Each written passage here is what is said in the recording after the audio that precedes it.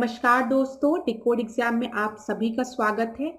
आज की क्लास में हम लोग डिस्कस करेंगे पर्यावरण एवं पारिस्थितिकी घटना चक्र और ये इस सीरीज की 23rd लेक्चर है। तो अगर अभी तक आपने 22 लेक्चर्स को नहीं देखा है तो आप प्लेलिस्ट में जाइए, इन लेक्चर्स को जरूर देखिए। क्लास आप में से बहुत से स्टूडेंट पूछ रहे हैं मैम एनवायरमेंट इक्वालॉजी के घटना चक्र के कितने लेक्चर्स बचे हैं। तो मैं आपको बता दूं मैक्सिमम 2 लेक्चर्स में ये पूरी घटना चक्र आपकी कवर हो जाएगी। तो चलिए आज की क्लास को स्टार्ट करते हैं मेरे साथ ऐश्वर्या सिंह के साथ। आज की क्लास को स्टार्ट करने से पहले मैं थोड़ी सी इंफॉर्मेशन आप लोगों को दूंगी फाउंडेशन कोर्स की, जो कि डिकोड एग्जाम आप लोगों के लिए लेकर आया है। इस फाउंडेशन कोर्स में एंटायर आरओ के सिलेबस को कवर किया गया है थ्रू वीडियो लेक्चर्स। यहाँ पर आपको नोट्स प्रोवाइड की जाएगी पीडीएफ के फॉर्मेट में, आपको टेस्ट सीरीज प्रोवाइड की जाएगी जहाँ पर आप अपने परफॉर्मेंस को इवेलुएट कर सकते हैं। और अगर आपको किसी भी तरीके का डाउट होता है तो आप टेलीग्राम ग्रुप पे पूछ भी सकते हैं। क्लास अगर इस कोर्स से रिलेटेड आपको कोई भी इंपॉर्टेंट इंफॉर्मेशन चाहिए तो आप इस नंबर पर व्हाट्सएप करिए, जो कि स्क्रीन पर आपको नीचे दिया गया है। यहाँ पर आपको सारी इंफॉर्मेशन प्रोवाइड करा दी जाएगी। डिकोड एग्जाम आप लोगों के लिए समान हिंदी की पुस्तक भी लेकर आया है, जो कि आप घर बैठे ऑर्डर कर सकते हैं फ्लिपकार्ट या फिर अमेजोन से, या फिर अगर आप चाहें तो इसको अपने नियरेस्ट बुक स्टोर पे जाकर खरीद भी सकते हैं। परीक्षा की दृष्टि से महत्वपूर्ण पुस्तक है, तो एक बार इसका अध्ययन आप लोग जरूर करिए। और अगर इससे रिलेटेड कोई भी इंफॉर्मेशन चाहिए क्लास तो आप इस नंबर पर व्हाट्सएप करिए, जो कि स्क्रीन पर आपको दिया गया है। यहाँ पर आपको सारी इंफॉर्मेशन प्रोवाइड करा दी जाएगी। चलिए आज की क्लास का हम पहला प्रश्न देखेंगे। आज का जो पहला टॉपिक है वो है प्रदूषण एवं रोग। परीक्षा के लिए ये एक इंपॉर्टेंट टॉपिक है। तो देखिए, स्वचालित वाहन, पहले प्रश्न को देखते हैं। स्वचालित वाहन निर्वातक का सबसे अविषाणु धातु प्रदूषक है। तो यहाँ पे most toxic metal pollutant in the automatic vehicle exhaust बोला गया है। पहला कॉपर है, फिर लेड है, फिर कैडमियम है, फिर मर्करी है। आपको पता है मर्करी भी पॉल्यूटेंट होता है, कैडमियम भी पॉल्यूटेंट होता है। कॉपर जो होता है उसको हम कह सकते हैं, कॉपर तो हम लोग तांबे के लोटे में पानी भी रख के पीते हैं बॉटल में। और यहाँ पर बचा है लेड। तो यहाँ पर मोस्ट टॉक्सिक मेटल पॉल्यूटेंट की बात की गई है क्लास, मोस्ट टॉक्सिक। तो यहाँ पे जो मोस्ट टॉक्सिक मेटल पॉल्यूटेंट है, सबसे अविषाणु धातु जो है वो है लेड। तो पहले का बी आपका सही उत्तर होगा क्लास, ठीक है। ये UP PCS prelims 2006 PCS mains में यूपी एलडीए परीक्षा में पूछा गया प्रश्न है। अब यहाँ पर लेड की अगर हम बात करें तो एक चीज याद रखिएगा, लेड को as a anti knocking agent use किया जाता है पेट्रोल में, ठीक है, पेट्रोल में। तो यहाँ पे एंटी नॉकिंग एजेंट ये पूछा गया है, कहाँ पर ये पूछा गया है, प्रश्न साइंस में, ठीक है। साइंस में ये प्रश्न पूछता है कि लेड को हम एंटी नॉकिंग एजेंट की तरह यूज करते हैं। तो ये चीज अपने दिमाग में बना के रखिएगा। तो यहाँ पर फर्स्ट का बी सही उत्तर है। अच्छा, मरकरी की वजह से जो बीमारी होती है उसको हम क्या कहते हैं, मीना माता डिजीज।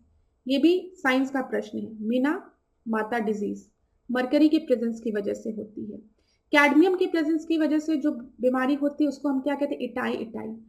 तो ये साइंस का प्रश्न है जो कि परीक्षा में पूछा गया है। तो तीनों चीज याद रखिएगा। लेड का प्रयोग एज एन एंटी नॉकिंग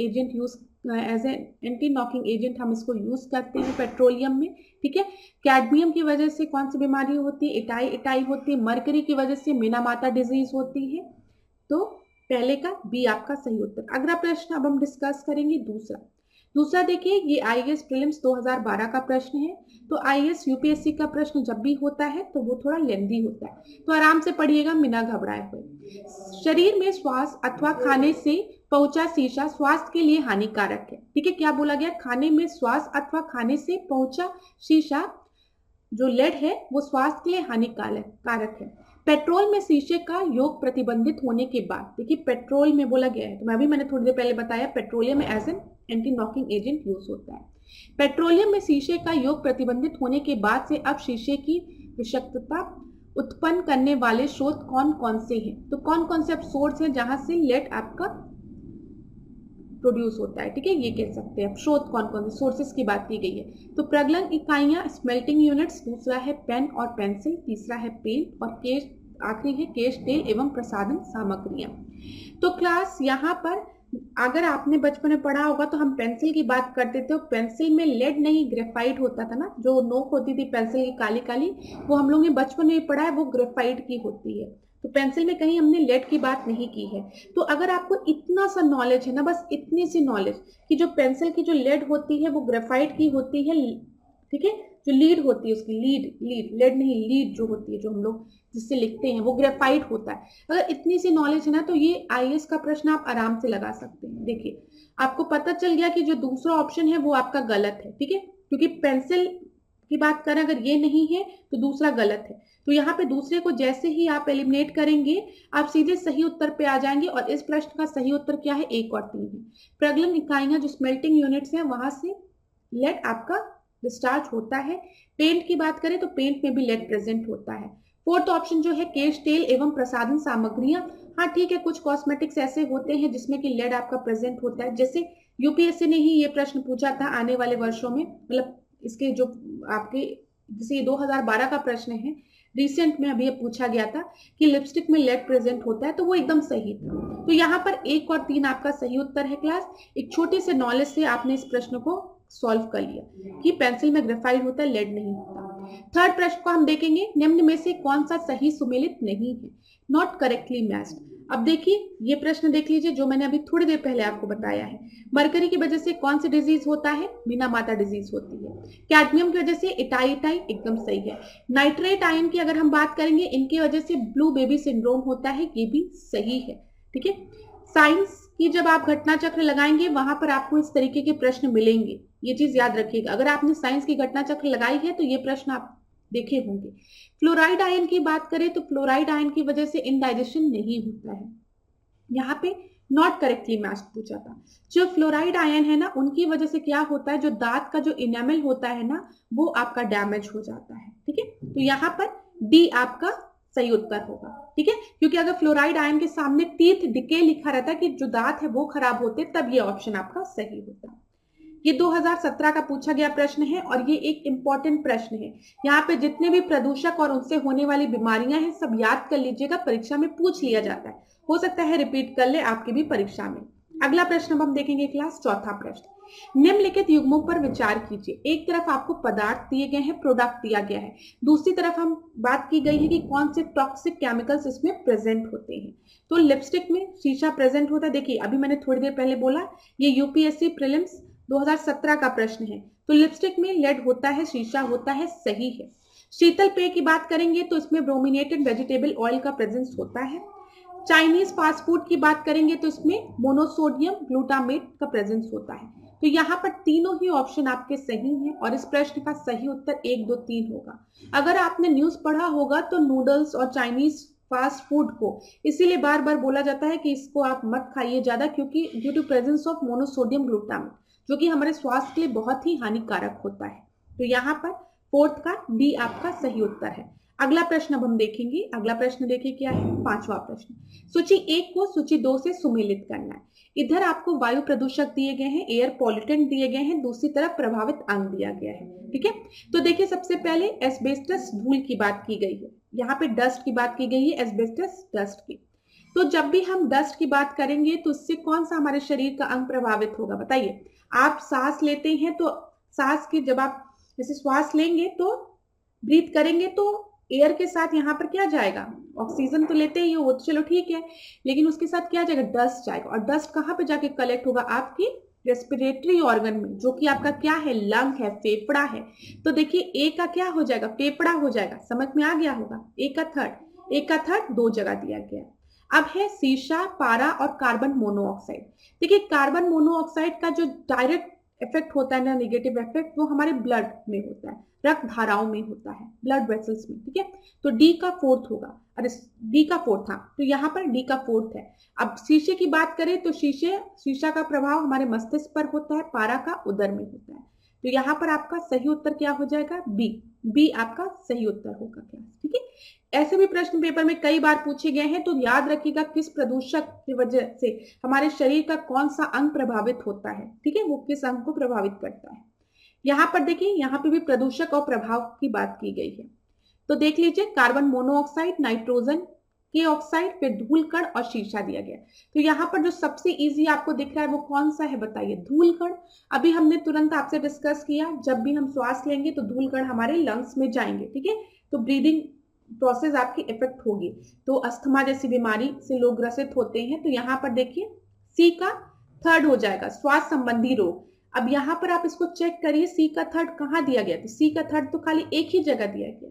तो आप आंख बंद करके सी को सही मार्क कर सकते हैं, लेकिन हम और ऑप्शंस को डिस्कस करेंगे। कार्बन मोनोऑक्साइड का प्रभाव लिवर और किडनी की क्षति पहुंचाता है, ठीक है, देखा जा सकता है। नाइट्रोजन के ऑक्साइड की बात करें तो कैंसर, धूलकण श्वास संबंधी रोग और शीशा केंद्रीय नर्वस सिस्टम। तो सिक्स्थ का सी आपका सही उत्तर होगा। ये यूपीपीसी प्रीलिम्स 2008 का प्रश्न है। अगला प्रश्न हम देखेंगे, सातवां प्रश्न, जो कि आपका आईएएस प्रीलिम्स 2014 का प्रश्न है, यूपीएससी का। आराम से पढ़िए, यूपीएससी का प्रश्न है। निम्नलिखित में से कौन से कुछ महत्वपूर्ण प्रदूषक हैं जो भारत में इस्पात उद्योग द्वारा मुक्त किए जाते हैं? यहाँ पर देखिए क्लास, कौन कौन से आपके ऐसे पॉल्यूटेंट्स हैं जो कि इस्पात मतलब आयरन स्टील इंडस्ट्रीज से आपके एमिट होते हैं। तो आपको पता है यहाँ पर आपका कार्बन मोनोऑक्साइड होगा, कार्बन डाइऑक्साइड भी होगा, सल्फर के ऑक्साइड भी होंगे और नाइट्रोजन के ऑक्साइड भी होंगे, ठीक है। यहाँ पे सारे ही ऑप्शंस आपके सही हैं, डी आपका सही उत्तर होगा। मैंने आपसे पहले भी डिस्कस किया है, जब हम सल्फर के ऑक्साइड और नाइट्रोजन के ऑक्साइड की बात करते हैं तो ये दोनों कहाँ पे विलन की तरह एक्ट करते हैं? एसिड रेन के लिए रिस्पॉन्सिबल होते हैं। दो विलन्स कौन है? यही है। तो एसिड रेन के लिए ये रिस्पॉन्सिबल होते हैं। क्यों? क्योंकि जब ये वेपर के कांटेक्ट में आएंगे तो यहाँ पर आपके सल्फ्यूरिक एसिड और नाइट्रिक एसिड फॉर्म होगी ना, H2SO4, ठीक है, और HNO3, जो कि आपकी एसिडिक नेचर में होगी। और जब ये प्रेसिपिटेट करेगी रेनफॉल के फॉर्म में हमारे पृथ्वी पर गिरेगी तो ये एसिडिक नेचर की होगी, ठीक है, एसिडिक रेन इसको हम कहते हैं।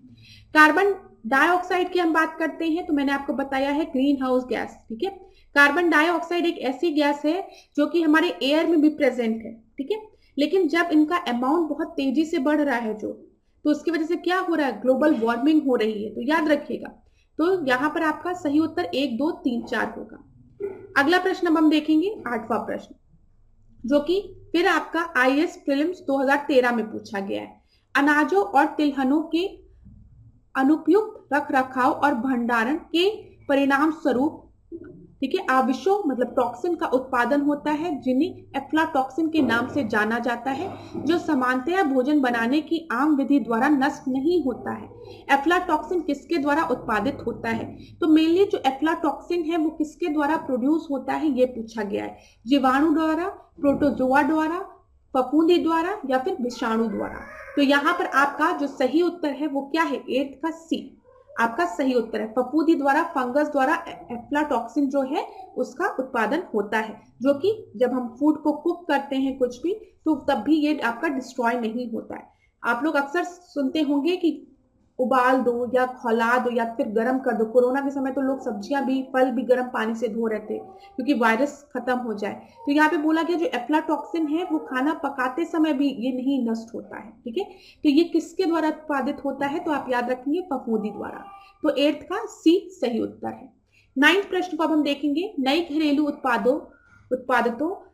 उत्पादों जैसे गैस, गद्दों और फर्नीचर की गद्दियां, ठीक है, में ब्रोमीन युक्त ज्वाला मंदकों का उपयोग किया जाता है। उनका उपयोग क्यों कुछ चिंता का विषय है। यहाँ पर क्या बोला गया? ब्रोमिनेटेड फ्लेम जो रिटार्डेंट है, they are used in many household products such as mattresses and furniture upholstery which is their use of some, why is this their use of some concern. मतलब यहाँ पे बोला गया क्यों ये चिंता का विषय है, ये बोला गया है। हिंदी और इंग्लिश में थोड़ा सा ट्रांसलेशन में दिक्कत हो रही है, यहाँ पर गलत है, लेकिन आप बस इतना याद रखिए यहाँ पे ब्रोमिनेटेड फ्लेम रिटार्डेंट की बात की गई है जो कि मैट्रेसेस में यूज होता है।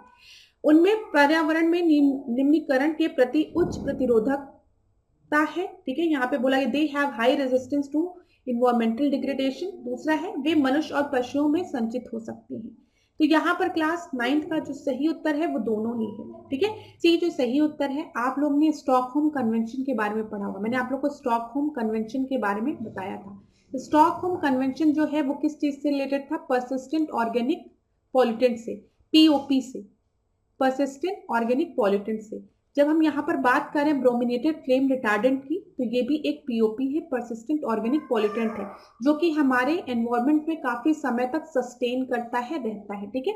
तो ये चीज याद रखिएगा, स्टॉकहोम कन्वेंशन भी याद रखिएगा। चलिए अगला प्रश्न हम देखते हैं, जो कि है 10वां प्रश्न। हवा में तैरते हुए श्वसनीय सूक्ष्म कणों का आकार होता है। तो क्या आकार होता है? हमने आपको बताया था कि जो डस्ट पार्टिकल होते हैं वो जितने छोटे होंगे, ठीक है, वो हमारे बॉडी में उतने अंदर तक जाएंगे। अब देखिए, अगर जो डस्ट पार्टिकल हैं, जो कण हैं, उनकी साइज बड़ी होगी तो हो सकता है हम नाक से सांस ले रहे हैं तो वो यहाँ पर आके रुक जाए, ठीक है, लेकिन वो जितने छोटे होंगे वो हमारे शरीर में उतने अंदर तक जाएंगे और वो हमारे शरीर के लिए उतने ही नुकसानदायक होंगे। तो हवा में तैरते हुए श्वसनीय सूक्ष्म कणों का आकार क्या होता है? 7 माइक्रोन से अधिक, 6 माइक्रोन से अधिक, 5 माइक्रोन से अधिक या फिर 5 माइक्रोन से कम। तो यहाँ पर आपका सही उत्तर क्या है? 5 माइक्रोन से कम। जितने छोटे होंगे ये चीज याद रखिएगा। चलिए अगला प्रश्न हम देखते हैं, 11वां प्रश्न। विभिन्न उत्पादों के विनिर्माण में उद्योग द्वारा प्रयुक्त होने वाले कुछ रासायनिक तत्वों के नैनो कणों के बारे में कुछ चिंता है, ठीक है। क्या वे पर्यावरण में संचित हो सकते हैं तथा जल और मृदा को संदूषित कर सकते हैं? वे खास श्रृंखलाओं में प्रविष्ट हो सकते हैं और वे आखिरी है, वे मुक्त मूलकों के उत्पादन को विमोचित कर सकते हैं। तो क्लास यहाँ पर अगर आप इस प्रश्न को ढंग से पढ़ेंगे, इंग्लिश में भी एक बार मैं पढ़ लूं, यहाँ पे बोला गया है कि कुछ ऐसे नैनो पार्टिकल्स होते हैं कि कुछ केमिकल एलिमेंट्स के, जो कि हमारे इंडस्ट्रीज में मैन्युफैक्चरिंग के द्वारा प्रोड्यूस होते हैं। वो क्यों एक चिंता का विषय है? क्योंकि वो हमारे एनवायरमेंट में एक्यूमुलेट हो सकते हैं और कंटामिनेट कर सकते हैं वाटर और सॉइल को, जो कि एकदम सही है, दूषित कर सकते हैं, क्योंकि ये नैनो पार्टिकल्स है, केमिकल एलिमेंट के नैनो पार्टिकल्स हैं, तो उनका एक नेगेटिव इंपैक्ट होगा हमारे एनवायरमेंट पे, ठीक है। वो वाटर पॉल्यूशन, सॉइल पॉल्यूशन इनकी वजह से हो सकता है। ये फूड चेन में एंटर कर सकते हैं, हाँ फूड चेन में ये एंटर कर सकते हैं, ठीक है।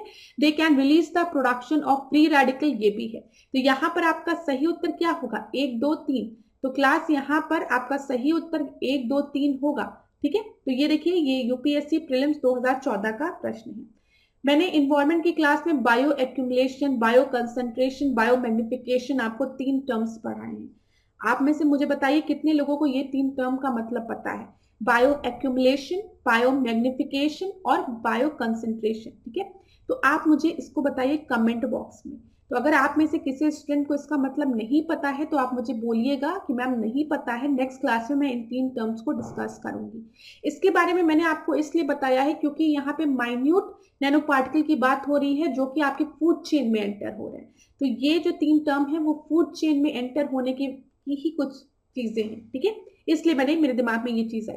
तो चलिए नेक्स्ट क्लास में इसको डिस्कस करेंगे, अगर आपको नहीं आता होगा तब, क्योंकि मैंने पहले इसको पढ़ाया है आपको। अब स्टार्ट करते हैं प्रदूषण विधि।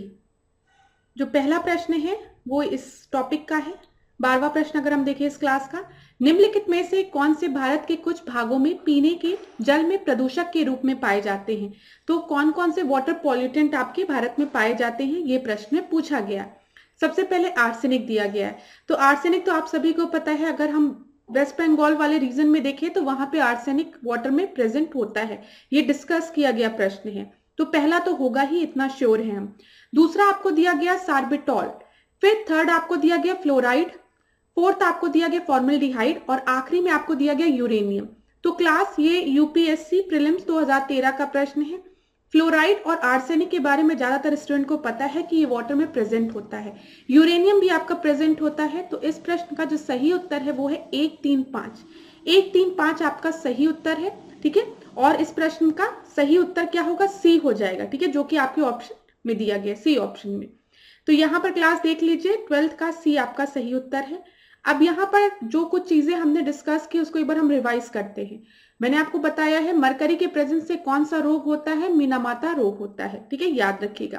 कैडमियम की बात करें तो इटाई रोग होता है, ये चीज याद रखिएगा।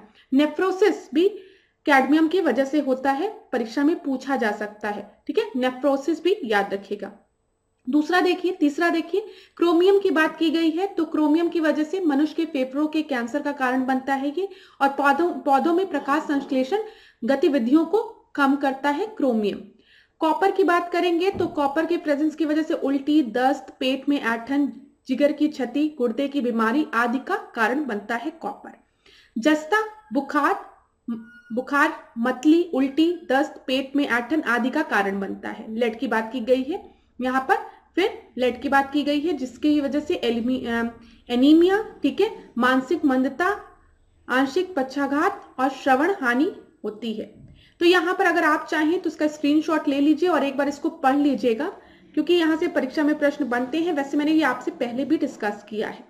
और चीजों को अब हम डिस्कस करते हैं। 13 प्रश्न को देखते हैं। निम्न में से कौन सा प्रदूषण कारक जैविक रूप से अपघटित होता है? तो यहाँ पे क्या बोला गया है? जैविक रूप से आपका डिकम्पोज होता है, घटित होता है। देखिए पहले की क्लासेस में मैंने आपको पढ़ाया था, जब भी हम पॉल्यूटेंट की बात करते हैं तो पॉल्यूटेंट दो तरीके के होते हैं। एक आपके बायोडिग्रेडेबल होते हैं जो कि समय के साथ आपके डिग्रेड कर जाते हैं, ठीक है, ये मैंने आपको बताया है। जिसमें कि हम जो किचन से जो वेस्ट निकलता है या ह्यूमन वेस्ट की बात करें तो ये सब आपके बायोडिग्रेडेबल होते हैं जो कि डिकम्पोज हो जाते हैं, ठीक है, इनका विघटन हो जाता है। और दूसरा आपका होता है नॉन बायोडिग्रेडेबल वेस्ट, जो कि इतने आसानी से डिग्रेड नहीं होते हैं, डिकम्पोज नहीं होते हैं, ठीक है, इनका विघटन इतने आसानी से नहीं होता है। जिसमें कि आपका प्लास्टिक हो गया या फिर कोई मेटेलिक वेस्ट है वो हो गया। तो यहाँ पर देखिए जैविक रूप से अपघटित होता है, जैविक रूप से बोला गया है। तो एस्बेस्टस दिया है, डीडीटी दिया है, प्लास्टिक दिया है। तो यहाँ पर आपका सही उत्तर क्या हो जाएगा? मल, ठीक है। तो 13 का डी आपका सही उत्तर है। मैंने आपको पहले भी बताया जो ह्यूमन वेस्ट है, ह्यूमन एक्सक्रेटा है, ये सब आपके बायोडिग्रेडेबल होते हैं। चलिए अगला प्रश्न अब हम देखेंगे 14 प्रश्न, ठीक है, 13 था, अब ये 14 प्रश्न। वर्ष 2012 के जनवरी माह में, देखिए करंट का प्रश्न है, में वह कौन सा मौसमी कारण था जो उत्तर प्रदेश में असाधारण ठंड का कारण बना? तो यहाँ पर क्लास इसका जो सही उत्तर था वो था आपका लानिनो। तो ये करंट का बेस प्रश्न था, तो अगर आप चाहें तो इसको छोड़ भी सकते हैं। 15 प्रश्न को अब हम देखेंगे। सरसों के बीच में अपमिश्रक के रूप में समानता निम्नलिखित में से किसे प्रयोग में लाया जाता है? Which of the following is generally used as an adulterant for mustard seed? तो यहाँ पे आर्जीमोन के बीज की बात की गई है, पपीते के बीज की बात की गई है, जीरे के बीज की बात की गई है और धनिया के बीज की बात की गई है। तो यहाँ पर बोला गया है कि जो मस्टर्ड सीड होती है उसी के तरीके से आपका आर्जीमोन के बीज भी दिखते हैं, ठीक है। तो इसको मिक्स कर दिया जाता है ताकि मतलब जो भी आपका बेच रहा है उसको बेनिफिट हो, इसी वजह से हम मिक्स कर देते हैं ना, इम्प्योरिटी को मिक्स कर देते हैं, ये सब चीजें करते हैं। तो यहाँ पर आपका सही उत्तर क्या हो जाएगा? 15 का ए आपका सही उत्तर है। अगला प्रश्न अब हम देखेंगे 16 प्रश्न। इंसिनरेशन की बात की गई है, इंसिनरेटर की बात की गई है, का उपयोग निम्नलिखित में से किसके लिए किया जाता है? कूड़ा कचरा को जलाने के लिए, कूड़ा कचरा को इनमें रखने के लिए, हरे पेड़ को काटने के लिए या खाद बनाने के लिए? देखिए क्लास, इंसिनरेशन एक ऐसा प्रोसेस होता है जिसमें जो भी वेस्ट होता है उसको एक हाई टेम्परेचर पे बर्न किया जाता है, जलाया जाता है। तो 16 का आपका जो सही उत्तर है वो क्या है? ए है, ठीक है। 16 का ए आपका सही उत्तर है। यहाँ पे कूड़ा जो भी है वेस्ट इकट्ठा हुआ उसको जला दिया जाता है एक फर्नेस पे रख के। 17 प्रश्न को अब हम देखेंगे। निम्नलिखित में से किसके संदर्भ में ताप अपघटन और प्लाज्मा गैसीकरण शब्दों का उल्लेख किया गया है? तो यहाँ पे ये यूपीएससी प्रीलिम्स 2019 का प्रश्न है और बोला गया है प्लाज्मा गैसिफिकेशन और थर्मोलिसिस किन प्रोसेस में होता है? Extraction of rare earth metal, natural gas extraction technology, hydrogen fuel based automobile या फिर वेस्ट टू एनर्जी टेक्नोलॉजी। तो ये आपका जो है ये एक वेस्ट ट्रीटमेंट प्रोसेस होता है, थर्मोलिसिस और प्लाज्मा गैसिफिकेशन, ठीक है। जैसे हमने इंसिनरेशन की बात की ना, तो इंसिनरेशन में हम क्या करते हैं, जो भी वेस्ट है उसको जलाते हैं। इसी तरीके से एक प्रोसेस होता है पायरोलिसिस, ठीक है, उस पर भी जो वेस्ट है उसको एक हाई टेम्परेचर दिया जाता है, लेकिन यहाँ पर आपका जलाया नहीं जाता है। देखिए जलाने की क्रिया में हमेशा ऑक्सीजन का यूज होता है, ये चीज आपको पता होगी। आपकी कैंडल जो है in the presence of oxygen वो बर्न कर रही है, आप उसको ढक दो, ये बचपन में एक्सपेरिमेंट कराया जाता था ना, उसको एक ग्लास से ढक दो, वो बुझ जाएगी। क्यों? क्योंकि ऑक्सीजन की सप्लाई आपकी कट हो गई है। जब जो आग लगती है तो जो सिलेंडर से हम लोग आग को बुझाते हैं उसमें कार्बन डाइऑक्साइड की मात्रा होती है, ठीक है। तो ये चीज है। तो पायरोलिसिस एक प्रोसेस होता है, एक इंसिनरेशन होता है, एक in the presence of oxygen होता है, एक in the absence of oxygen. जब भी किसी चीज को जलाएंगे तो वहां पे ऑक्सीजन होगा, ठीक है। तो यहाँ पे प्लाज्मा गैसिफिकेशन और प्लाज्मा गैसिफिकेशन और थर्मोलिसिस ये वेस्ट टू एनर्जी टेक्नोलॉजी है, ठीक है। 17 का डी आपका सही उत्तर होगा। 18 प्रश्न को अब हम देखते हैं। निम्नलिखित पर विचार कीजिए, कार्बन डाइऑक्साइड, नाइट्रोजन के ऑक्साइड, सल्फर के ऑक्साइड, उपयुक्त में से कौन से उत्सर्जन उष्मीय शक्ति संयंत्रों में कोयला दहन से उत्सर्जित होते हैं? तो यहाँ पर क्लास तीनों ही सही होंगे। Carbon dioxide, sulphur dioxide, sulphur के ऑक्साइड, ठीक है, या फिर नाइट्रोजन के ऑक्साइड, सब आपके रिलीज होते हैं, ठीक है। ये चीज डी, मैंने आपको पहले भी ये चीज एक्सप्लेन की है आज के लेक्चर में। 19 प्रश्न को अब हम देखेंगे। सूची 1 को सूची 2 से सुमेलित करना है। एक तरफ आपको घटना दी गई है, दूसरी तरफ आपको यौगिक दिए गए हैं। तो अम्ल वर्षा मैंने आपको कितनी बार बताया है, अम्ल वर्षा एसिड रेन किसके वजह से होती है, आपके सल्फर के ऑक्साइड की वजह से, नाइट्रोजन के ऑक्साइड की वजह से। जब ये वाटर वेपर के कांटेक्ट में आते हैं तो ये सल्फ्यूरिक एसिड और नाइट्रिक एसिड आपके फॉर्म करते हैं, जो कि प्रेसिपिटेशन के माध्यम से गिरता है, मतलब रेनफॉल होती है, वो एसिडिक नेचर की होती है due to presence of sulphuric acid और नाइट्रिक एसिड। तो यहां पर देख लीजिए सल्फर डाइऑक्साइड आपको दिया गया है, तो ए का थर्ड हो जाएगा, ए का थर्ड दो जगह दिया गया है। दूसरा आपको दिया गया है प्रकाश रासायनिक धुंध, ठीक है, जो कि मैंने आपको बताया स्मॉग, फोटोकेमिकल स्मॉग की हमने बात की है। फिर हीमोग्लोबिन के साथ संयोजन, जो कि मैंने आपको कितनी बार बताया, जब भी कार्बन मोनोऑक्साइड दिया रहेगा तो हीमोग्लोबिन के साथ संयोजन। तो सी का सेकंड यहां पर दिया गया है, ठीक है। तो हमें सी ऑप्शन सही लग रहा है। अभी हम देखते हैं ओजोन परत का चरण की अगर हम बात करेंगे तो बताइए यहाँ पे क्या होगा, क्लोरोफ्लोरोकार्बन होगा, CFC होगा। तो डी का फर्स्ट, तो यहाँ पर सही उत्तर क्या हो गया क्लास 19 का सी। अब देखिए ये यूपी बीईओ प्रीलिम्स 2019 में पूछा गया प्रश्न है, तो ये एक बहुत ही आसान प्रश्न था, मैं इसको कहूंगी। तो 19 का सी आपका सही उत्तर है। ऐसे प्रश्न आपके भी परीक्षा में पूछे जा सकते हैं, तो तैयार रहिएगा।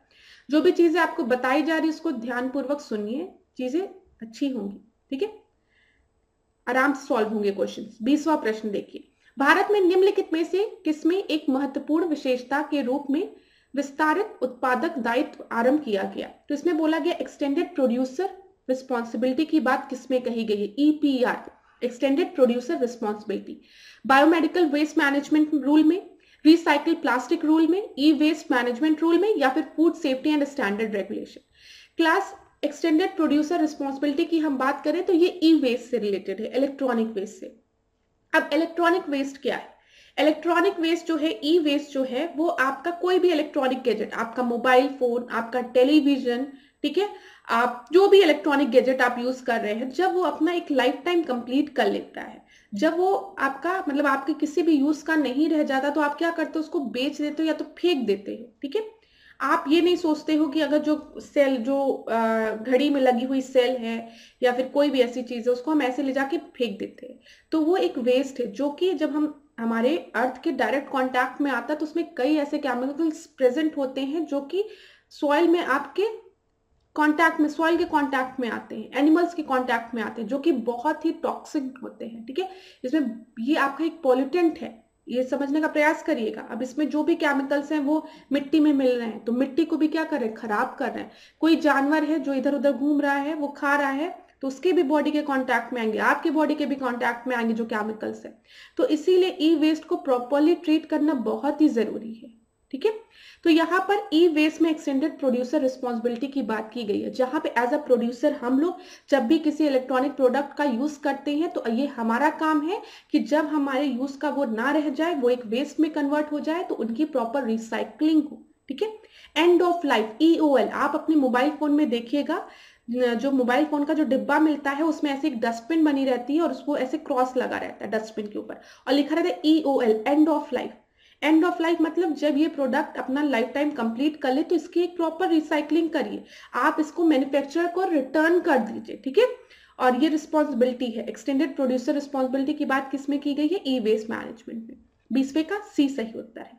अगला प्रश्न अब हम देखेंगे 21वां प्रश्न, निम्नलिखित में से किसके अंगीकरण को प्रोत्साहित करने के लिए R2 व्यवहार संहिता, R2 कोड ऑफ प्रैक्टिस साधन उपलब्ध करती है, ठीक है, साधन उपलब्ध करती है। इलेक्ट्रॉनिक पुनर्चक्रण उद्योग में पर्यावरणीय दृष्टि से विश्वसनीय व्यवहार, फिर रामसर कन्वेंशन नहीं, निम्नीकृत भूमि पर कृषि फसलों की खेती नहीं, प्राकृतिक संसाधन के दोहन में पर्यावरणीय प्रभाव आकलन।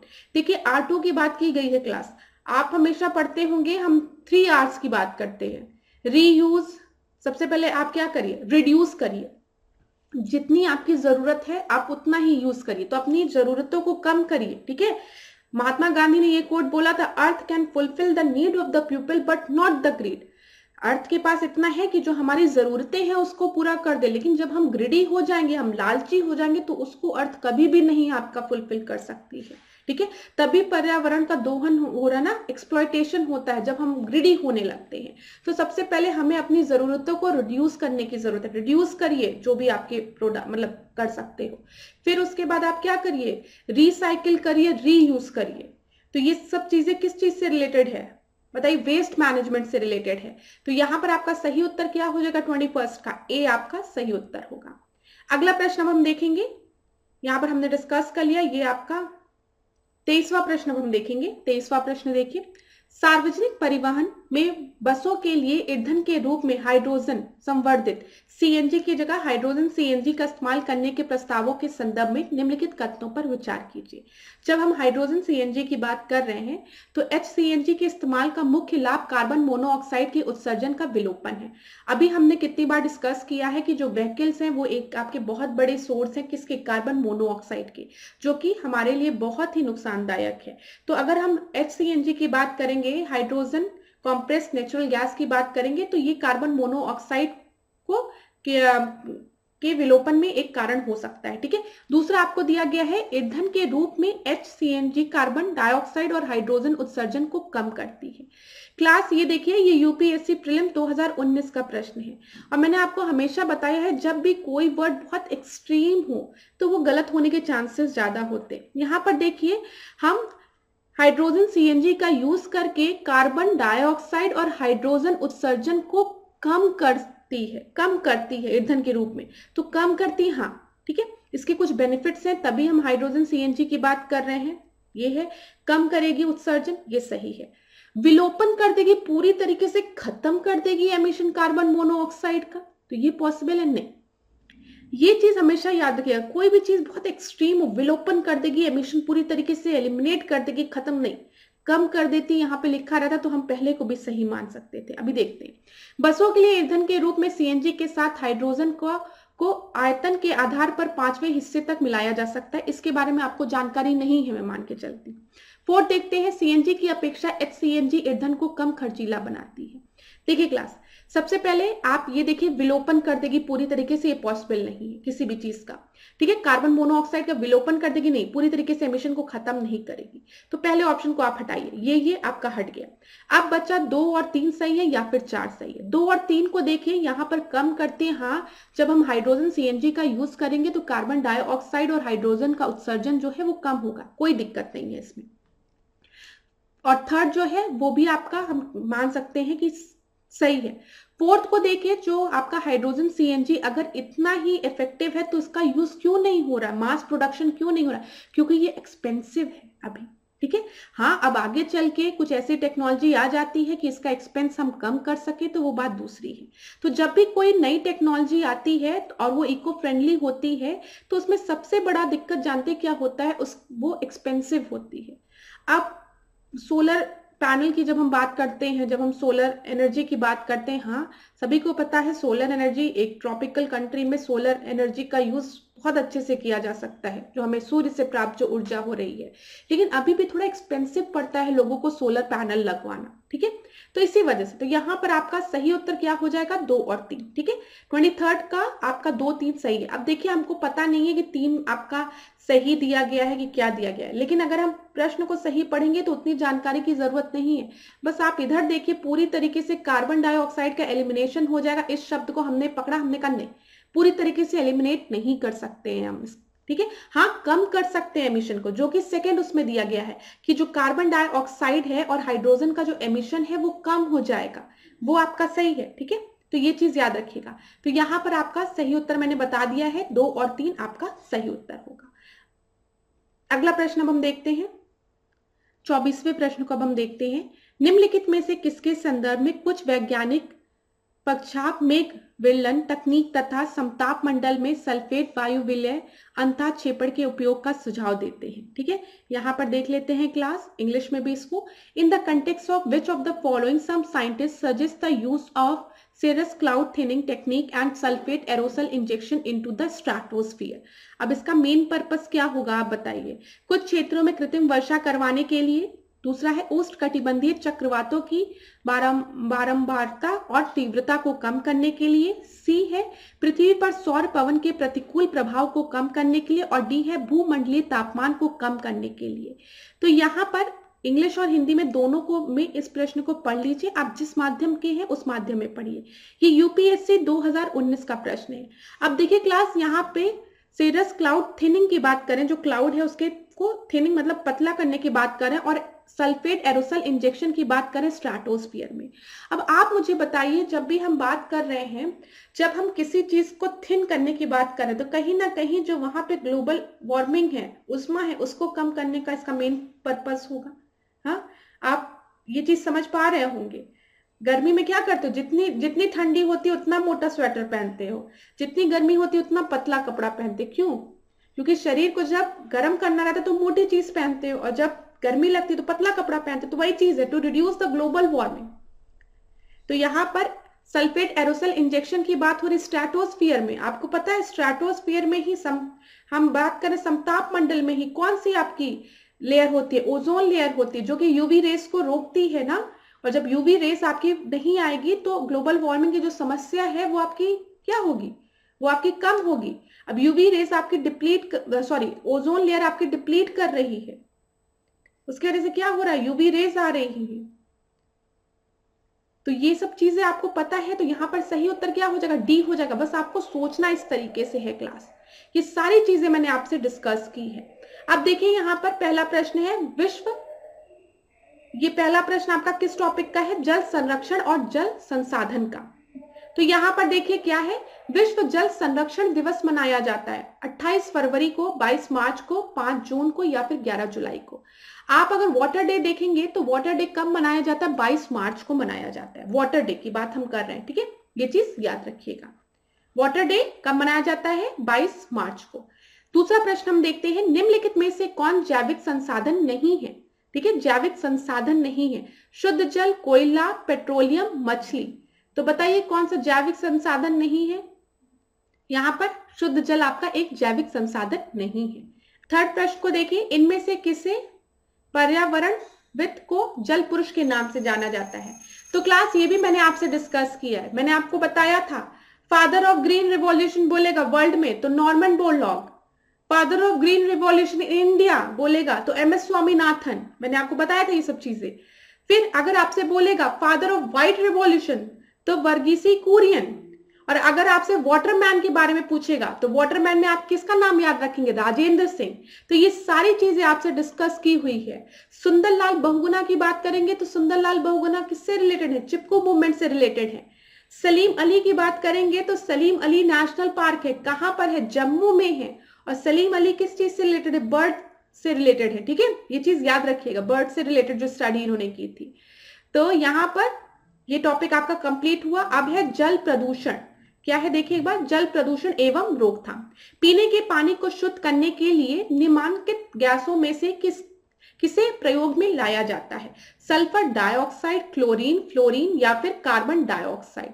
ठीक है, तो यहां पर क्लास जो आपका सही उत्तर है क्लोरीन। देखिए अक्सर लोग क्लोरीन की गोलियां लाके डाल देते हैं, क्लोरीन की गोली डाल दो पानी स्वच्छ हो जाएगा। जब आप वहां जाते हो वाटर पार्क में स्विमिंग करने, स्विमिंग पूल में, वहां पे पानी में क्लोरीन डाला जाता है। ठीक है, तो यहाँ पर फोर्थ का बी सही उत्तर है। ये एक आसान प्रश्न है ये सब। पांचवें प्रश्न को अब हम देखते हैं। यूपीएससी का प्रश्न है तो एक बड़ा प्रश्न है तो थोड़ा समय लेगा। यदि राष्ट्रीय जल मिशन सही ढंग से और पूर्णतः लागू किया जाए तो देश पर उसका क्या प्रभाव पड़ेगा। शहरी क्षेत्रों की जल आवश्यकताओं की आंशिक आपूर्ति अपशिष्ट जल के पुनर्चक्रण से हो सकेगी। ठीक है, ऐसे समुद्र तटीय शहर जिनके पास जल के अपर्याप्त वैकल्पिक स्रोत हैं कि जल आवश्यकताओं की आपूर्ति ऐसी समुचित प्रौद्योगिक व्यवहार में लाकर की जा सकेगी जो समुद्र जल को प्रयोग लायक बना सके। हिमालय से उद्मित सभी नदियां प्रायद्वीपीय भारत की नदियों से जोड़ दी जाएगी। और चौथा है आपको सरकार कृषकों द्वारा भौम जल निकालने के लिए बोरिंग से खोदे गए कुएं और उन पर लगाई गई मोटर और पंप सेट पर वहन की गए व्यय की पूरी तरह प्रतिपूर्ति करेगी। अब क्लास देखिए, मैं फिर आपको एक चीज बोलूंगी जब भी किसी भी सेंटेंस में एक्सट्रीम वर्ड्स यूज हो तो वो ज्यादातर चांसेस है गलत है। अब ये यूपीएससी का प्रश्न है 2012 का।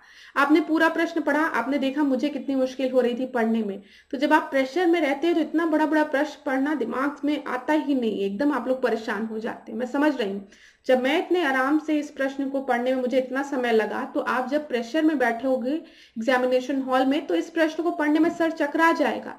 लेकिन आप एक बात याद रखेंगे कि मैम ने बोला था जितना बड़ा प्रश्न उतना आसान प्रश्न, बस इसमें हमें कुछ शब्दों को ढूंढना है। अब देखिए क्या शब्द ढूंढते हैं। हिमालय से उद्गत सभी नदियां प्रायद्वीपीय भारत की नदियों से जोड़ दी जाएगी, क्या ये पॉसिबल है? इंटरलिंकिंग ऑफ वाटर रिवर्स की हम बात करते हैं, लेकिन सारी नदियां जोड़ दी जाएगी, कोई जरूरत नहीं है, ऐसा कुछ नहीं। ये मेन इसका वो नहीं होगा यदि राष्ट्रीय जल मिशन सही ढंग से, इसका मेन पर्पस ये नहीं कि हम सारी नदियों को जोड़ देंगे। हर नदी की अपनी कुछ विशेषताएं, हाँ जहां पर जल आपूर्ति है, जहां पर जल नहीं मिल रहा वहां पर नदियों को जोड़ने की बात हो रही है, लेकिन सारी नदियों को कभी भी जोड़ने की बात नहीं कही जाएगी। तो थर्ड हटाइए, आप थर्ड हटाइए, दो ऑप्शन आपके खत्म हुए। यूपीएससी 2012 का प्रश्न है, आपने दोनों ऑप्शन को हटाया। अब देखिए ए दोनों में है, एक जो है वो दोनों में है, पहले में भी है दूसरे में भी है, तो एक की तो आपको चिंता ही नहीं करनी है, छोड़ दो। दूसरा अब हमें देखना है, ऐसे समुद्र तटीय शहर जिनके पास जल के अपर्याप्त वैकल्पिक स्रोत हैं कि जल आवश्यकताओं की आपूर्ति ऐसे समुचित प्रौद्योगिक व्यवहार में लाकर की जा सकेगी जो समुद्री जल को प्रयोग लायक बना सकेगी। ठीक है, यहाँ पर ये बोला गया है। अब क्लास मुझे ये बताइए यहाँ पर आप कि इसकी कितनी संभावनाएं, तो इसकी संभावनाएं हैं, तो यहाँ पे ये संभावना है ना, एक संभावना प्रकट कर रहा है, ऐसा तो है नहीं कह दिया कि पूरी तरीके से लायक बना दी जाएगी। तो जहां संभावना है उस ऑप्शन के सही होने के चांसेस ज्यादा हैं। तो जहां पर भी प्रोबेबिलिटी होती है यूपीएससी के प्रश्नों में, वहां पे उसके सही होने के चांसेस ज्यादा होते हैं। तो इस प्रश्न का भी सही उत्तर आपका 1 और 2 है। ठीक है, लेकिन जब कोई स्टेटमेंट बहुत एकदम कह देगा ऐसा हो ही जाएगा, एकदम श्योरिटी दिखा दी जाएगी, तो उसमें थोड़ा सा दिक्कत होती है। तो इस तरीके से आप सॉल्व कर सकते हैं, ये अप्रोच होता है। आप जब टॉपर्स का इंटरव्यू देखेंगे तो उसमें भी वो कहेंगे कि स्मार्ट गेसिंग होनी चाहिए पेपर में, तो यही स्मार्ट गेसिंग कहलाता है। चलिए 6 प्रश्न को हम देखते हैं। निम्नलिखित कथनों पर विचार कीजिए। केंद्रीय भूमि जल प्राधिकरण ने भारत के 36% के जिलों को अतिशोषित, ओवर एक्सप्लॉयटेड अथवा संकटपूर्ण वर्गीकृत किया हुआ है। ठीक है, CGWA का निर्माण पर्यावरण संरक्षण अधिनियम के अंतर्गत हुआ है। और तीसरे में दिया गया, विश्व में भूजल सिंचाई के अंतर्गत सबसे अधिक क्षेत्र भारत में है। उपयुक्त कथनों में से कौन से सही हैं? केवल 1, 2 और 3, 2 या फिर 1 और 3। ये यूपीपीसीएस प्रीलिम्स 2005 का प्रश्न है। तो क्लास यहाँ पर अगर आप इसको पढ़ेंगे तो यहाँ पे दिया गया केंद्रीय भूमि जल प्राधिकरण CWA ने 36% जो है आपका है एरिया, उसको ओवर एक्सप्लॉइटेड बताया है। नहीं, ये 36% नहीं है, ये 17% को ओवर एक्सप्लॉइटेड बताया है अथवा संकटपूर्ण क्रिटिकल वर्गीकृत किया है, 36% नहीं। तो पहला आपका गलत है और इस प्रश्न का जो सही उत्तर है वो है 2 और 3। ठीक है, CGWA की अगर हम बात करते हैं, केंद्रीय भूमि जल प्राधिकरण की बात करते हैं, तो इनका निर्माण EPA इन्वायरमेंट प्रोटेक्शन एक्ट पर्यावरण संरक्षण अधिनियम के अंतर्गत हुआ है। ये एकदम सही है, याद रखिएगा। ठीक है, यूपीपीसीएस प्रीलिम्स 2005 का प्रश्न है। तो हो सकता है आने वाली परीक्षा में आपसे पूछ ले कि केंद्रीय भूमि जल प्राधिकरण का गठन किस एक्ट के थ्रू हुआ है, तो आप याद रखेंगे पर्यावरण संरक्षण अधिनियम 1986 के थ्रू। ठीक है, तो यहां पर आपका सही उत्तर 2 और 3 होगा। विश्व में भूजल सिंचाई के अंतर्गत सबसे अधिक क्षेत्र भारत में है, ये भी सही है। अगला प्रश्न अब हम देखेंगे। प्रश्न देखिए, जल प्रदूषण निवारण तथा नियंत्रण अधिनियम किस वर्ष लागू किया गया?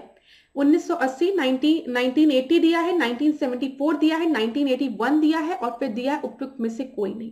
तो ये एक आपका डायरेक्ट प्रश्न है और इस प्रश्न का सही उत्तर क्या है? 1974, याद रखिएगा।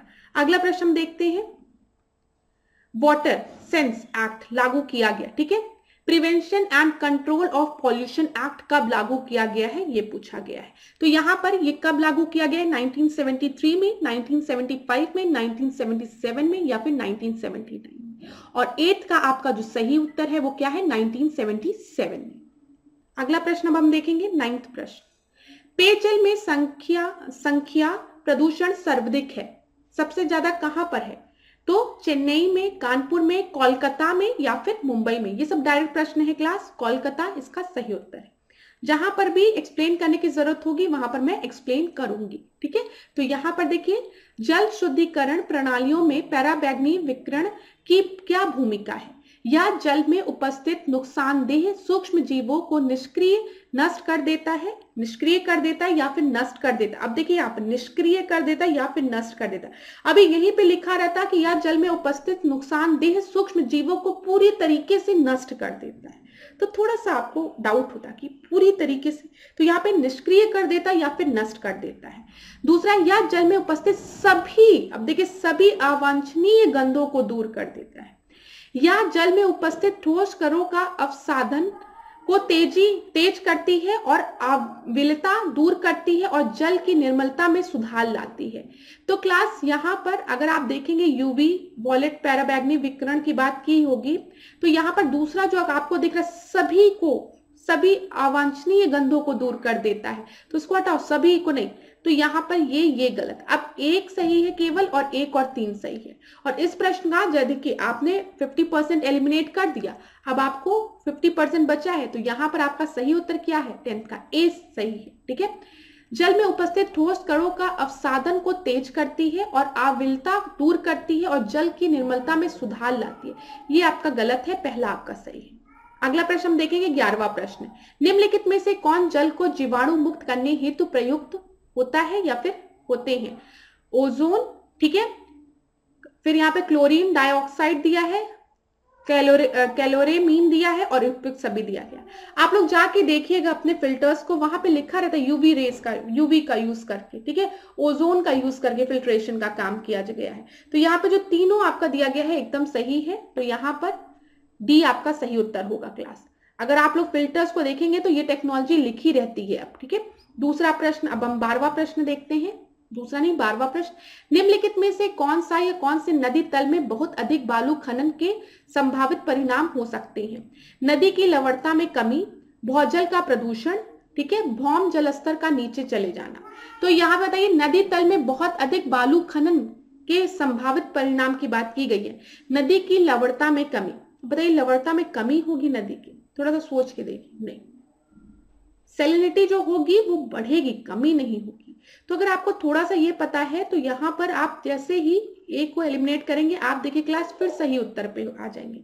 तो यूपीएससी के जो क्वेश्चंस होते हैं उसमें ज्यादातर आपको एक ऑप्शन को एलिमिनेट करना पड़ता है। अगर आप उस ऑप्शन को पकड़ लेंगे तो आप आंसर पे आ सकते हैं, ये मैं सच बता रही हूँ आपको। इस तरीके से अगर आप सॉल्व करेंगे तो आपके प्रश्न लगेंगे, ठीक है। तो इस तरीके से प्रश्नों को सॉल्व करने का प्रयास करिए। क्लास आज के सेशन को यहीं पे रखते हैं, नेक्स्ट क्लास में आपसे मिलेंगे, हम पूरा एनवायरमेंट इकोलॉजी का कंप्लीट कर लेंगे कोर्स, ठीक है। तो अगर आज की क्लास आपको अच्छी लगी हो तो वीडियो को लाइक करिए, शेयर करिए, कोई भी डाउट हो तो आप पूछ लीजिए, ठीक है।